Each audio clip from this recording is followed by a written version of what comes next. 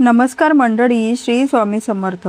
देवघरातील नारळाचे गुप्त संकेत हे अनेकांना माहिती नसतात, पण आपल्या पूर्वजांनी आणि संतांनी नारळाला अतिशय पवित्र स्थान दिले आहे. कारण नारळ हा फक्त एक फळ नाही, तर तो देवतांचे प्रतीक मानला जातो. जेव्हा आपण देवघरात नारळ ठेवतो, तेव्हा तो नारळ आपल्या घरातील ऊर्जा, आपल्या मनातील भावना आणि देवतांची कृपा यांचे संकेत देत असतो, असे मानले जाते. विशेषतः कुलदेवता कुलदेवी यांच्या समोर ठेवलेला नारळ हा साधा नसतो, तो घराच्या रक्षणांशी जोडलेला असतो. अनेक घरात वर्षानुवर्षे परंपरेने नारळ ठेवला जातो. काही ठिकाणी नवस पूर्ण झाल्यावर ठेवला जातो, तर काही ठिकाणी वर्षातून एकदा बदलला जातो. पण हा नारळ शांतपणे आपल्या घरातील स्थिती सांगत असतो. आज आपण जाणून घेणार आहोत देवघरातील नारळांचे गुप्त संकेत आणि कुलदेवतांचा नारळ आपल्याला काय सांगतो. जेव्हा देवघरातील नारळ सुंदर, स्वच्छ आणि ताजा दिसतो, तेव्हा तो अतिशय शुभ संकेत मानला जातो. याचा अर्थ घरात देवकृपा आहे, कुलदेवता प्रसन्न आहेत, घरातील सदस्यांवर त्यांचे संरक्षण आहे, घरात भांडणे कमी राहतात, मन शांत राहते आणि कामात अडथळे हळूहळू दूर होतात.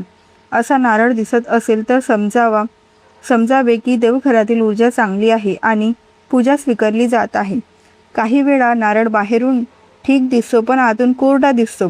हा संकेत असा मानला जातो की घरात भक्ती कमी झाली आहे, पूजा आहे पण मनापासून नाही.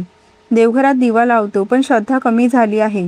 कुलदेवता सांगत असतात की फक्त विधी नको, भाव हवा. अशा वेळी सकाळी संध्याकाळी 2 मिनिटे जरी असली तरी मनापासून नामस्मरण करा. देवांना वेळ हवा नसतो, भावना हवी असते. जर नारळांवर अचानक तडे गेले किंवा केसाळ भाग फुटू लागला तर काही जण घाबरतात, पण लगेच वाईट समजू नये. अनेक परंपरांनुसार हा संकेत घरातील नकारात्मक ऊर्जा नारळाने घेतली असे मानले जाते. म्हणजेच घरांवर आलेली अडचण नारळाने सोसली. म्हणूनच काही वेळा पूजा झालेला नारळ आपोआप फुटतो असे म्हटले जाते. अशा वेळी कुलदेवतेचे आभार मानून नवीन नारळ ठेवावा. कधीकधी नारळांवर काळे डाग दिसू लागतात, तो खराब होण्यास सुरुवात होते. हा संकेत सांगतो की देवघरांची स्वच्छता कमी झाली आहे किंवा घरातील वातावरण जड झाले आहे. जास्त राग, तणाव, वादविवाद असतील तर देवघरातील वस्तूंवर त्यांचा परिणाम होतो असे मानले जाते. म्हणून आठवड्यातून एकदा देवघर स्वच्छ करावे. गंध, फुले, दिवा आणि उदबत्तीने जागा पवित्र ठेवावी. जर नारळ खूप दिवस खराब न होता जसाच्या तसा टिकून राहिला तर तो अत्यंत शुभ संकेत मानला जातो. याचा अर्थ कुलदेवतेचे संरक्षण घरावर आहे. काही घरात नारळ वर्षभर ठेवला तरी खराब होत नाही. लोक म्हणतात देवाचा हात आहे. घरात पैसा जरी कमी असला तरी संकटे दूर राहतात, मनुष्य सुखात राहतो. जर पूजा करताना नारळ हातातून पडला तर लोक घाबरतात, पण लगेच अशुभ समजू नका. काही वेळा हा संकेत असतो की देव तुमचे लक्ष वेधत आहे. पूजा नीट करा. मन विचलित आहे, विचार जास्त आहेत, स्वतःला शांत करा. देवघरात बसून 2 मिनिटे डोळे मिटा आणि प्रार्थना करा. कुलदेवतेसमोर ठेवलेला नारळ वारंवार वाकडा होतो किंवा फिरतो असे काही जण सांगतात. याचा अर्थ घरातील ऊर्जा बदलते आहे असे मानले जाते. काही नवीन घडणार असतात. घरात पाहुणे येणे, शुभ कार्य ठरणे किंवा निर्णय यांचा काळ सुरू होणे असे संकेत असू शकतात. जर नारळांजवळ मुंग्या येऊ लागल्या तर त्याकडेही संकेत म्हणून पाहिले जाते. मुंग्या अन्न आणि साठवण यांचे प्रतीक आहेत. काही जण म्हणतात घरात धन येणार, पण प्रत्यक्षात स्वच्छता करणेही गरजेचे आहे. संकेत मानला तरी उपाय म्हणून देवघर स्वच्छ ठेवावे. जर देवघरातील नारळांजवळ दिवा सतत शांत पेटत असेल तर घरातील ऊर्जा संतुलित आहे असे मानले जाते. जर दिवा वारंवार विझत असेल तर घरात तणाव किंवा नकारात्मकता वाढली आहे असे लोक मानतात. अशा वेळी रामरक्षा किंवा कुलदेवतेचा जप करावा. काही घरात कुलदेवतेच्या नारळाला लाल वस्त्र बांधतात, याचा अर्थ संरक्षण. जर ते वस्त्र वारंवार सुटत असेल तर देव सांगत आहे की पूजा नूतनीकरण करा, नवीन वस्त्र अर्पण करा, नवस आठवा, कुलाचार विसरू नका. जर घरात सतत अडचणी येत असतील, पैसा टिकत नसेल, वाद होत असतील तर देवघरातील नारळ बदलण्याची वेळ आली आहे असे अनेक ज्येष्ठ लोक सांगतात. जुना नारळ आदराने विसर्जित करून नवीन नारळ ठेवावा. त्याच दिवशी घरात गोड पदार्थ करावा. नारळाचे 3 डोळे असतात. हे ब्रह्मा, विष्णू आणि महेश यांचे प्रतीक मानले जाते. म्हणून नारळ देवतांना प्रिय आहे. कुलदेवतेसमोर ठेवलेला नारळ म्हणजे त्रिदेवांचे संरक्षण आपल्या घरांवर आहे असे मानले जाते. म्हणून त्यांचा अपमान करू नये. जर नारळ ठेवताना मनात संकल्प केला असेल आणि काही दिवसात कामे सुटू लागली तर हा देवकृपेचा संकेत आहे. कुलदेवाचा नारळ फक्त वस्तू नसून श्रद्धेचे केंद्र असतो. त्यातून मनाला बळ मिळते. काही वेळा स्त्रियांना स्वप्नात नारळ दिसतो. देवघरातील नारळ हातात घेतल्याचे स्वप्न पडते. असे स्वप्न शुभ मानले जाते. घरात मंगलकार्य किंवा अडथळे दूर होण्याचा संकेत असू शकतो. जर नारळ बदलताना आतून गोड पाणी निघाले तर आनंदाचा काळ येतो असे म्हटले जाते. जर पूर्ण कोरडा निघाला तर पूजा वाढवा असा संकेत मानतात. हे सर्व श्रद्धेवर आधारित आहे, पण यातून भक्ती वाढते. कुलदेवतेचा नारळ वर्षातून कधी बदलावा असा प्रश्न पडतो. बहुतेक घरात गुढीपाडवा, अक्षय तृतीया, दिवाळी, दसरा किंवा कुलदेवतांचा विशेष दिवस निवडतात. त्या दिवशी स्नान करून स्वच्छ कपडे घालून नारळ बदलावा. जुना नारळ कधीही कचऱ्यात टाकू नये. वाहत्या पाण्यात विसर्जित करावा किंवा झाडाखाली ठेवावा. काही ठिकाणी गायीला अर्पण करतात. आदराने निरोप द्यावा. जर घरातील लहान मुलं देवघरातील नारळांशी खेळत असतील तर त्यांना प्रेमाने समजावावे. हा कुलदेवतेचा मान आहे असे सांगावे. घरातील संस्कार इथून सुरू होतात. काही वेळा लोक विचारतात, कुलदेवतेचा नारळ काय सांगतो? उत्तर सोपे आहे. घरातील वातावरण सांगतो. जर घरात प्रेम असेल तर नारळ शुभ वाटतो. जर राग असेल तर मन शांत राहते. देव संकेत वस्तूंनी देतात, पण समज मनाने घ्यायची असते. देवघरातील नारळ आपल्याला सांगतो की घर स्वच्छ ठेवा, मन स्वच्छ ठेवा, वाणी गोड ठेवा. कुलदेवतेला मोठे नैवेद्य नको, मनाची शुद्धता हवी. दररोज नमस्कार करा, एवढे पुरे. जर एखाद्या घरात नारळ वारंवार खराब होत असेल तर देवघरात हवा येते का, ओलावा आहे का तेही पाहावे. आध्यात्मिक श्रद्धेसोबत व्यवहार ध्यानही महत्त्वाचे आहे. स्वच्छता आणि योग्य जागा आवश्यक आहे.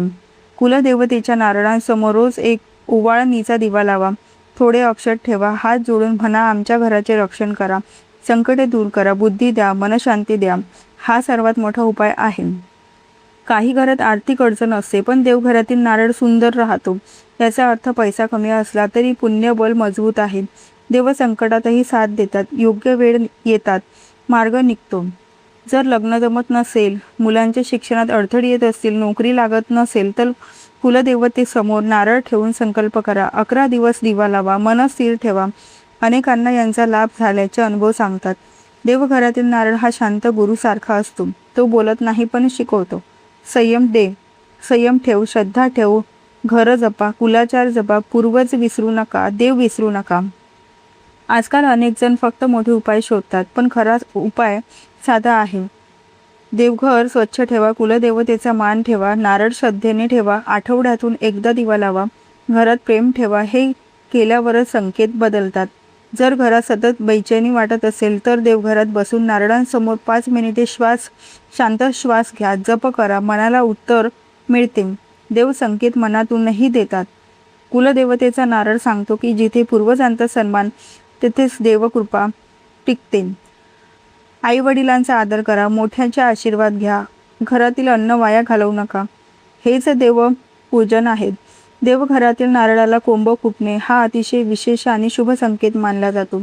अनेक परंपरांमध्ये असे मानतात की नारळ जिवंत ऊर्जेचे प्रतीक आहे आणि त्याला कोंब फुटणे म्हणजे घरात नवीन सुरुवात, वाढ, प्रगती आणि देवकृपेचा आशीर्वाद सुरू झाला आहे.